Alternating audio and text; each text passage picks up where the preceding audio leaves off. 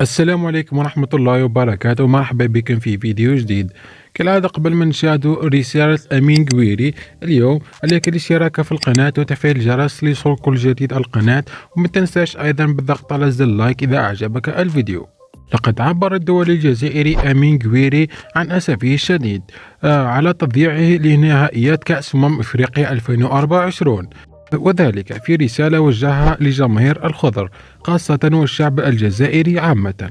قال أمين قويري في رسالته عقب تأكد غيابه عن الكان يوم الاثنين، وقال فيها: إلى كل عشاق المنتخب الجزائري وبشكل عام كل الشعب الجزائري، لم أكن أرغب أبدا في كتابة هذه الأسطر، لكن لسوء الحظ أنني لن أشارك في كأس إفريقيا مع المنتخب. وأضاف قائلا: لقد كان ذلك بمثابة خسارة حقيقية بالنسبة لي، لأنني كنت متشوقا للمنافسة في هذه المسابقة وتمثيل بلادي.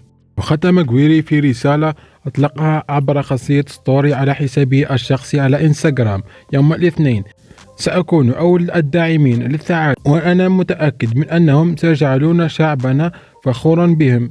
كان هذا كل شيء في هذا الفيديو. ما رأيكم في رسالة أمين قويري الداعمة لفريق منتخبنا الوطني الجزائري وللشعب الجزائري؟